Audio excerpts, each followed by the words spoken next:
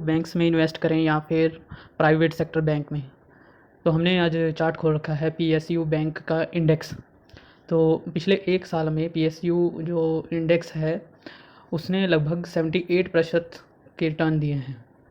पिछले एक साल में काफ़ी अच्छा चला है ये इंडेक्स, तो कंपनियों ने काफ़ी अच्छा रनअप दिखाया है। अभी हम इसको कंपेयर करेंगे प्राइवेट सेक्टर बैंक के इंडेक्स के साथ, यानी कि निफ्टी बैंक के साथ। ये है निफ्टी बैंक का जो इंडेक्स है हमारे पास। इसने जो पिछले एक साल में रिटर्न दिए हैं वो मात्र 11 से 12% के दिए हैं। तो क्या हमें समझ लेना चाहिए कि हमें जो इन्वेस्टमेंट है वो पीएसयू बैंक्स में करना चाहिए बजाय कि प्राइवेट सेक्टर बैंक्स के। तो अगर हम इन दोनों चार्ट के इंडेक्स को कंपेयर करें तो आप देख सकते हो कि इसका जो रिटर्न है सबसे ज़्यादा पीएसयू बैंक ने बना के दिया है। तो ये सिर्फ एक साल का कंपैरिजन है, आगे हम कुछ और सालों का कंपैरिजन करके देखते हैं। अगर पिछले 5 साल में देखें तो भी निफ्टी बैंक जो है वो 61% का रिटर्न दिया है, जबकि पीएसयू बैंक का जो इंडेक्स है उसने 139% का प्रॉफिट बना के दिया है अपने इन्वेस्टर्स को। देखिए, तो कहानी तो अभी शुरू होती है जब हम इसका मैक्सिमम चार्ट जो है वो कंपेयर करते हैं। अगर दोनों इंडेक्सेस को देखें तो जो निफ्टी पीएसयू बैंक है वो किसी न किसी तरीके से रेंगता हुआ अभी से थोड़ा सा रनअप दिखाना शुरू किया है, और जिससे इसके ओवरऑल रिटर्न्स जो हैं वो मात्र 80% के हैं। जबकि आप देख सकते हैं जो निफ्टी बैंक है, जो मैक्सिमम जिसमें प्राइवेट सेक्टर बैंक्स की होल्डिंग है, वो कंटिन्यूसली ग्रेजुअली आपको समय से ही इंक्रीज़ करता जा रहा है, अपने प्रॉफिट को इंक्रीज़ करता जा रहा है। तो इससे आप कंपेयर कर सकते हैं कि हमें किसमें मेन इन्वेस्टमेंट रखना चाहिए। वैसे भी किसी भी इकोनॉमी को ग्रोथ करने के लिए वहाँ के जो बैंक्स हैं वो मेन भूमिका निभाते हैं। तो इसलिए हमें जब भी इन्वेस्टमेंट करना है तो हमें देखना पड़ेगा कि लॉन्ग टर्म में जो हिस्ट्री है चार्ट्स की वो सब कुछ बयां करती है कि आपको किसमें अच्छी वेल्थ बन के देखने को मिल जाएगी लॉन्ग टर्म में।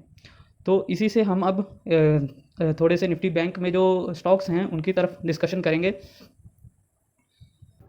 आप देख सकते हैं कि इसमें हमारा जो निफ्टी बैंक है उसने 8 गुना ज़्यादा जो है वो अपने ज़्यादा रिटर्न बना के दिए हैं compare to Nifty PSU bank.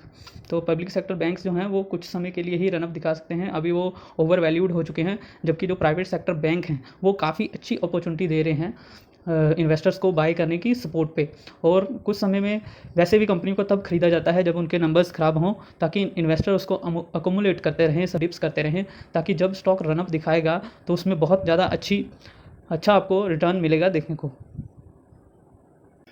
Nifty bank का price to earning ratio chart है, जब कह सकते हैं वैल्यूएशन का चार्ट है। तो जो इसकी जो वैल्यूएशन है पिछले 10 सालों में सबसे जो अभी है सबसे नीचे ट्रेड कर रही है। तो इसका मीनिंग है कि जो सभी बैंक्स की जो प्राइवेट सेक्टर बैंक्स की जो वैल्यूएशन है वो काफ़ी रिजनेबल प्राइस पे है। तो इन स्टॉक्स को बाय करना चाहिए, ताकि जब ये वैल्यूएशन इसकी बढ़ेगी तो स्टॉक में अच्छा रनअप देखने को मिलेगा। कोटक महिंद्रा बैंक पिछले 5 दिन का आप चार्ट देख सकते हो, तो जो स्टॉक है लगभग 11% से डाउन हो चुका है।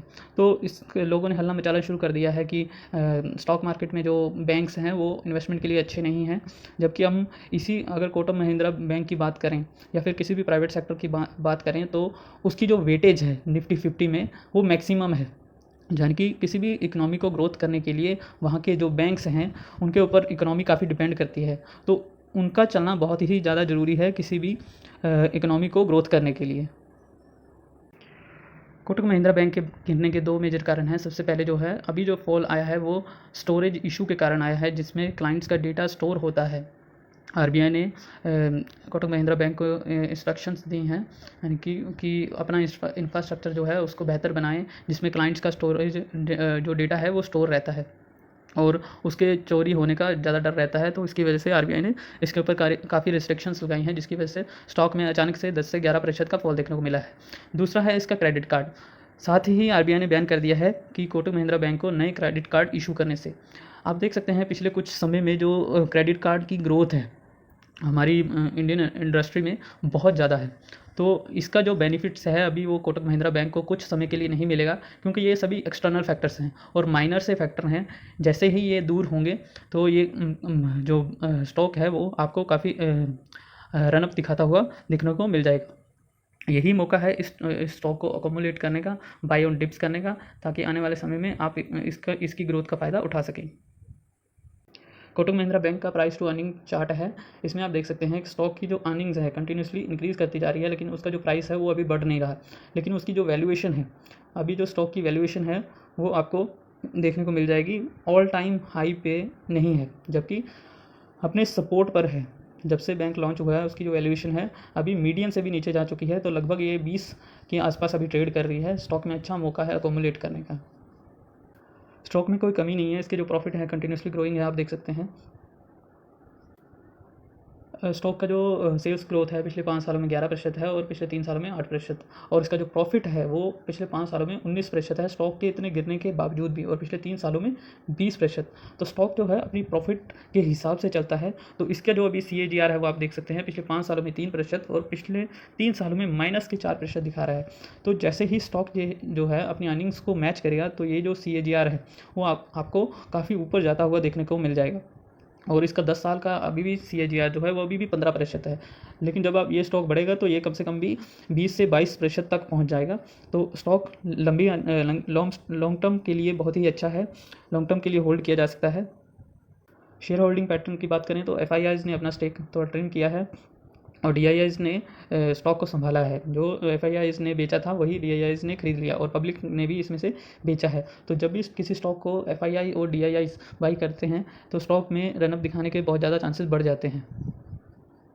स्टॉक जो है अपने कोविड लेवल से भी नीचे ट्रेड कर रहा है। आप देख सकते हैं कि इसका जो कोविड लेवल था वो लगभग 1730 रुपये के आसपास था, लेकिन उससे भी नीचे जो है स्टॉक अभी ट्रेड कर रहा है। तो ऐसा तो है नहीं कि कोविड आने के बाद जो स्टॉक का अर्निंग्स है वो बड़ी नहीं है। आपको अभी हमने रिसेंटली चेक किया, इसका जो year two year profit growth है वो कंटिन्यूसली इंक्रीज़ कर रहा है, लेकिन जो स्टॉक का प्राइस है वो अभी एक रेंज में अटका हुआ है। जो रेंज आपको दिख रही है यहाँ पे बनी हुई, तो इस रेंज में अभी चल रहा है। तो जैसे ही इस सपोर्ट एंड रेजिस्टेंस के खेल से स्टॉक बाहर होगा तो ये आपको एक अच्छा रनअप देखने को मिल जाएगा।